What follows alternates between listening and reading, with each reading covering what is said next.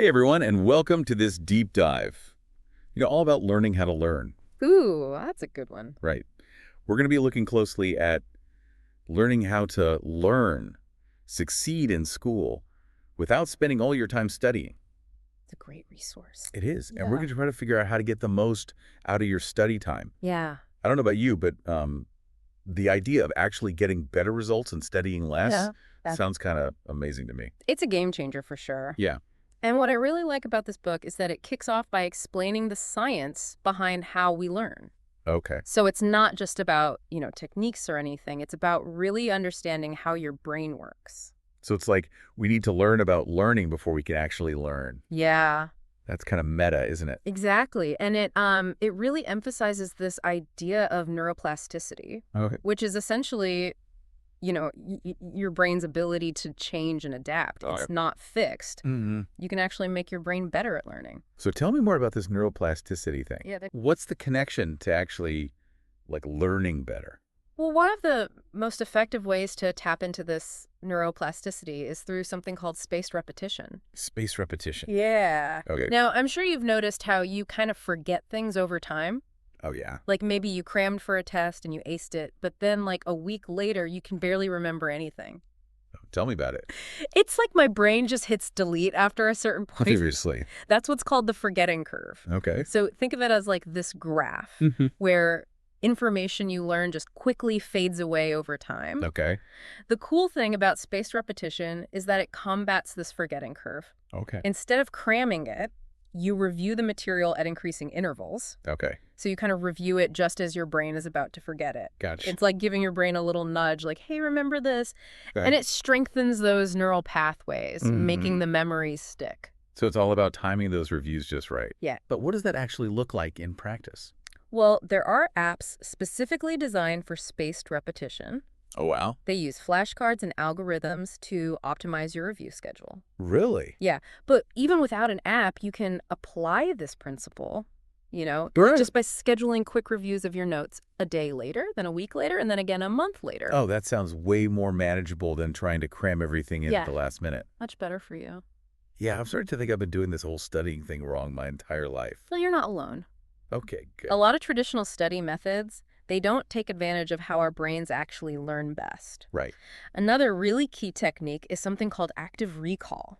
Active recall. Yeah. Okay. This is all about actively retrieving information Dang. instead of just passively rereading it. So is that like flashcards? Yeah, Self-testing. exactly. When you force your brain to work to retrieve that information, you create stronger connections and make it more likely to remember it Okay. long term. That makes sense. Yeah, think of it like a muscle. The more you use it, the stronger it gets. Okay. Right. Yeah, it's definitely more effort than just passively highlighting everything in a textbook. But Right. I guess that's the point, right? That's the point. No pain, no gain. Exactly. But let's be honest, just knowing these techniques isn't always enough. It's true. I think we all struggle with staying focused and actually putting these techniques into practice. Yeah, focus is key, even with the best learning techniques. Yeah. If your mind is wandering all over the place, you're Mm. not going to retain much. Right. There are some simple but effective techniques you can use to improve focus. Okay, like what? Well, like the Pomodoro technique. The Pomodoro technique? I've heard of that. Yeah. Doesn't it involve tomatoes or something? Not quite. Okay. The name comes from those tomato-shaped kitchen timers, Okay. but it's actually incredibly simple. You set a timer for 25 minutes of focused work, Okay. followed by a 5-minute break. Gotcha. And you just repeat the cycle a few times, and then you take a longer break. So it's kind of like tricking your brain into focusing Yeah, by breaking down the work into smaller chunks. exactly. It It helps to avoid mental fatigue and makes it easier to stay on task. makes sense. It's all about working with your brain's natural rhythms, All right. not against them. So we've got the brain prepped for learning with spaced repetition active recall. Yes. Pomodoro technique for laser focus. Yes. But what about actually getting organized? Ooh, good one. I feel like that's my biggest downfall.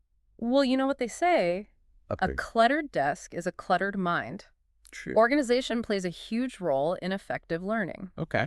You wouldn't bake a cake without, first gathering your ingredients and following a recipe, right? Definitely not. Although my baking attempts are often as chaotic as my study habits, if we're being honest. Well, just like with baking, a little structure can go a long way. Mhm. This source highlights 3 key elements of organization when it comes to learning: Okay. What are they? setting clear goals, crafting a study schedule, I and don't- prioritizing tasks. Before we even crack open a book, we need a game plan. Yes. Have you ever heard of something called the Eisenhower Matrix? I Yes. feel like I vaguely remember reading about it somewhere. The Eisenhower Matrix is fantastic for prioritizing tasks, Okay. especially when you feel overwhelmed. It helps you categorize tasks based on urgency and importance. Okay. So think of it like a 4-quadrant grid. Okay. Okay, in the first quadrant, Yeah. we have tasks that are both urgent and important. Okay. Those need to be tackled immediately. So those are the drop everything and do this now kind of tasks. Exactly. Okay. Then we have tasks that are important but not urgent. Okay. Those go in the second quadrant. Okay. These are things like planning for the future, working towards long-term goals, or maybe even learning a new skill. So that's the important, but I can schedule this for later quadrant. Precisely. Got it. Then we have the third quadrant, Okay. which is for urgent but not important tasks. Urgent, but not important. Yeah, these are things that often feel pressing but don't actually contribute much to your goals. Things like responding to emails that could have waited, Exactly. or like doing someone else's work for them. You got it. Okay. And finally, we have the fourth quadrant, Okay. which is for tasks that are neither urgent nor important. Neither urgent nor important. These are your time wasters, the things that distract you from what truly matters. So that I should really be doing something else quadrant. Exactly. Love I that. like it. So by using this matrix, you can quickly assess your tasks and decide what needs your immediate attention, what can be delegated, scheduled, or eliminated altogether. Okay. It's a powerful tool for staying focused and making sure you're spending your time on what truly matters. It's a brilliant way to visualize it. Great. So we've covered how our brains learn best, how to set ourselves up for success with organization. Yes. I'm already feeling more equipped to tackle those study sessions. But what about actually learning the material efficiently? Good question. Like, what techniques can we use to really make the information stick? Well, that's where it gets really interesting. This source suggests some really actionable techniques, Okay. and we'll dive into those right after a quick break. Okay, so before we went to that quick break, we were talking about getting organized and setting ourselves up for success. Right. But now I want to hear about those super actionable learning techniques you mentioned. Yes. I'm ready to, upgrade my study game. Okay. Learn like a pro. Well, there's one that's surprisingly simple, yet incredibly effective. Okay. The power of teaching. Teaching. Yes. You've probably heard the saying, the best way to learn something is to teach it. Mm-hmm. There's a lot of truth to that. Yeah, I can definitely relate to that. Right. It's like when you have to explain something to someone else, Yeah. you suddenly have to really understand it. Yeah. Not just memorize it. Exactly. And there's a specific technique that leverages this idea called the Feynman technique, Feynman technique. named after the famous physicist Richard Feynman. Okay. It's all about explaining a concept as if you were teaching it to a child, Okay. using simple language and clear examples. Okay. This forces you to strip away all the jargon and really get to the core of what you're trying to learn. So it's like putting yourself in the teacher's shoes. And Yeah. having to break things down Yeah. in a way that anyone can understand. Exactly. I Uh-huh. like that. It seems like it would also help you identify any gaps in your own understanding. Oh, totally. Yeah. Yeah, if you can't explain it simply, you probably don't understand it well enough yourself. Exactly. Okay. And speaking of understanding, another great technique is multisensory learning. Multisensory learning. Yes, we learn through sight, sound, touch, all of our senses. Okay. So the more senses you engage in the learning process, the richer and more memorable the experience becomes. Oh, I love that. It's like taking those boring notes and turning them into a full-blown sensory experience. Yes. So instead of just reading about the solar system, you could build a model, Yes. listen to a podcast about space exploration, Yeah. maybe even try some freeze-dried astronaut ice cream for a taste of space travel. You got it. I like it. The possibilities are endless. Yeah. The key is to find what works best for you Right. and to make learning fun and engaging. Okay. But of course, learning isn't always sunshine and astronaut ice cream. It's true. We all face challenges. Yes. Procrastination, Yeah. lack of motivation, those concepts that just won't click no matter how hard you try. Mm-hmm. Ugh, don't even get me started on procrastination. Right. It's like my brain's arch nemesis. It gets us all. Any tips for conquering that beast? One thing that can help is breaking down those big, overwhelming tasks Okay, into smaller, more manageable steps. okay. Starting is often the hardest part, Mm-hmm. so make it easy on yourself. There's also a technique called the 2-minute rule. 2-minute rule? If a task takes less than 2 minutes, do it immediately. Okay, It's a great way to kind of build momentum gotcha. and chip away at that to-do list. Okay, I could definitely get behind that 2-minute rule. Yeah. Sometimes I get so caught up in the planning and organizing that I never actually start doing the work. That's so common. Right. Yeah. But what about when motivation is the issue? Okay. Sometimes I just can't seem to muster up the energy to study, Yeah. even if I know I should be. Yeah. That's when it's helpful to connect your studies to your long-term goals. Long-term goals. Yeah. Okay. Why are you learning this material? Okay. How will it help you achieve your dreams? Okay. Visualizing that bigger picture Yeah. and reminding yourself of your why can often reignite that spark of motivation. That's a really good point. Yeah. It's easy to lose sight of the bigger picture when you're just like bogged down in the details. Right. Sometimes you just need that reminder of why you're putting in all this effort. Exactly. Okay, but what about those concepts that just seem impossible to grasp? Yeah. No matter how many times I reread the chapter or watch the video, Yeah. it just doesn't click. It happens. Yeah. Don't give up. Okay. It might just be that you need to approach it from a different angle. Okay. Try seeking out alternative resources. Okay. Maybe a video explanation, a podcast, or even joining a study group. Okay.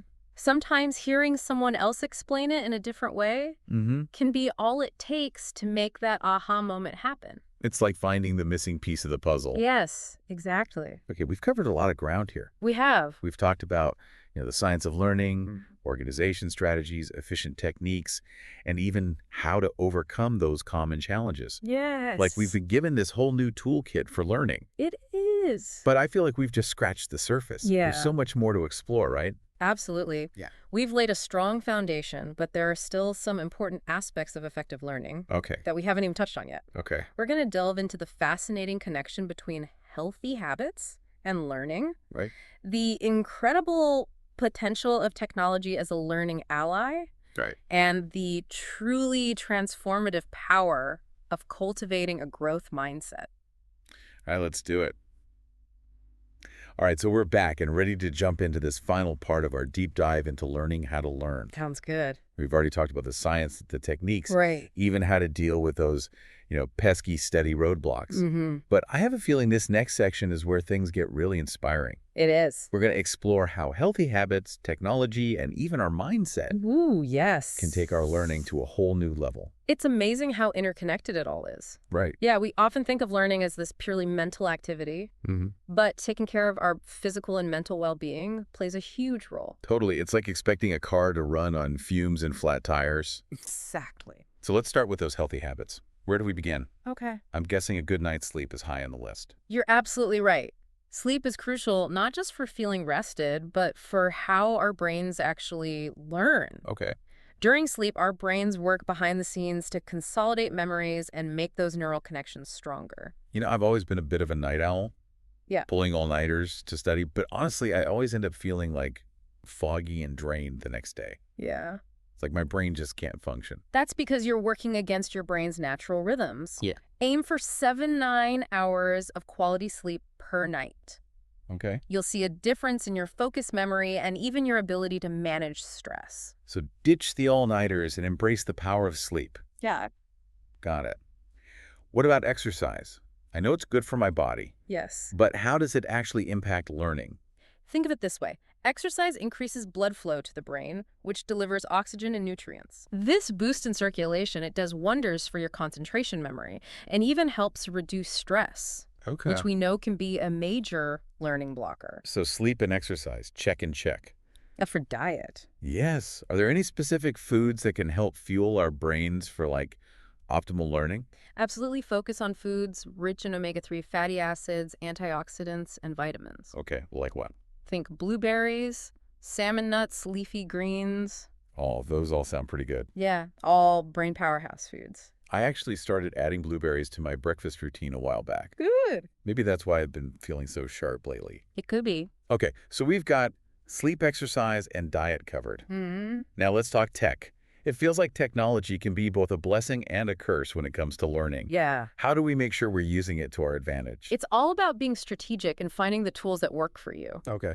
Time management apps can be lifesavers Oh, yeah. for organizing your study schedule and staying on track. I live by my time management apps. They keep my chaotic life from completely imploding. It happens.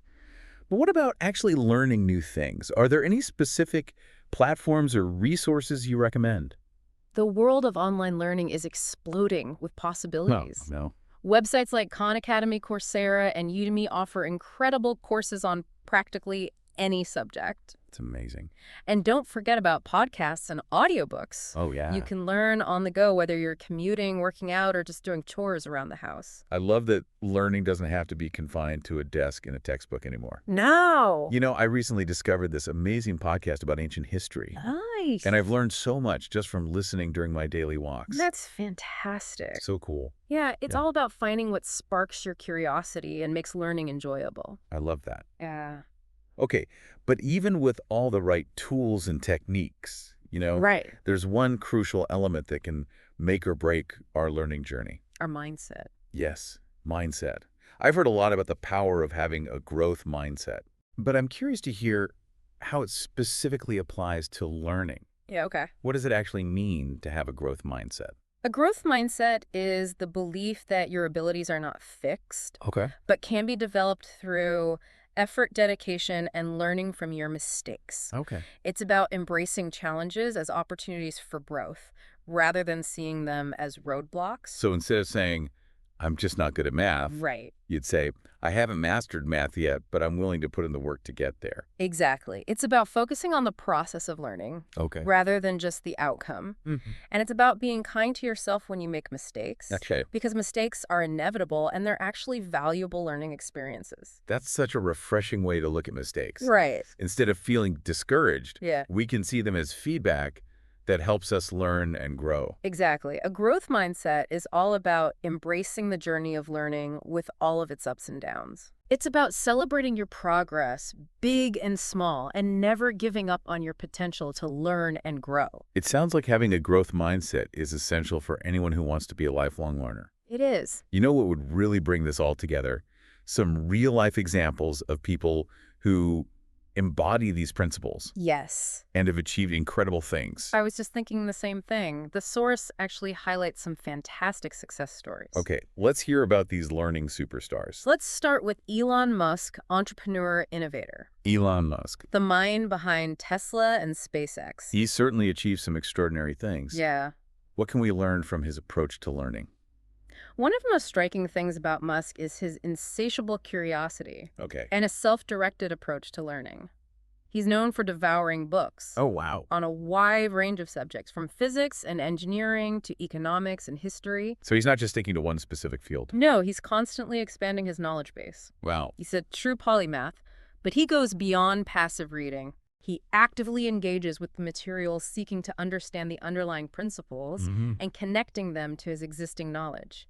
He's a master of the Feynman technique. Oh, wow. We discussed earlier breaking down complex concepts into their simplest forms. That makes so much sense. He's not just absorbing information. Right. He's processing it, making connections, and really internalizing it. And he's not afraid to dive into unfamiliar territory. Okay. He famously taught himself rocket science Really? in order to launch SpaceX. Talk about a growth mindset in action. Yeah, He saw a challenge and embraced it head on. That's incredibly inspiring. it is. Okay, so we've got Elon Musk, the self-taught rocket scientist and entrepreneur. Yes. Who else do we have on our list of learning superstars? Another truly remarkable story is that of Malala Yousafzai, Malala. the youngest Nobel Prize laureate. She is incredible. An advocate for girls' education who faced unbelievable adversity Yes. and emerged even stronger. Exactly. What can we learn from her journey? Despite facing numerous obstacles and even threats to her life, Malala remained deeply committed to her education. Wow. She understood that knowledge is power, and she was determined to use her voice to advocate for the rights of all girls to learn. That's so powerful. Mhm. Her story really highlights the transformative power of education Yes. and the importance of perseverance, even in the face of extraordinary challenges. Absolutely. Malala's story is a reminder that learning is not just about acquiring knowledge. It's Mhm. about empowering ourselves and making a positive impact on the world. These stories are so inspiring. They show that the strategies and principles we've discussed throughout this whole deep dive Right. aren't just theoretical concepts. Yeah, they're not. They're real-world tools that can help us achieve extraordinary things. Exactly, whether you're aiming to launch a company, advocate for a cause you care about, Hmm. or simply expand your knowledge and skills, the principles of effective learning are universal. So as we wrap up this incredible deep dive into learning how to learn, Yes. what's the key takeaway? Learning how to learn is a superpower. Ooh, I like that. It empowers us to take control of our education, Mhm. achieve our goals, and live more fulfilling lives. Beautifully said. And the best part is, it's a skill anyone can develop. Absolutely. It's not about inherent talent or intelligence. Right. It's about embracing the right mindset, using effective strategies, and nurturing a lifelong love of learning.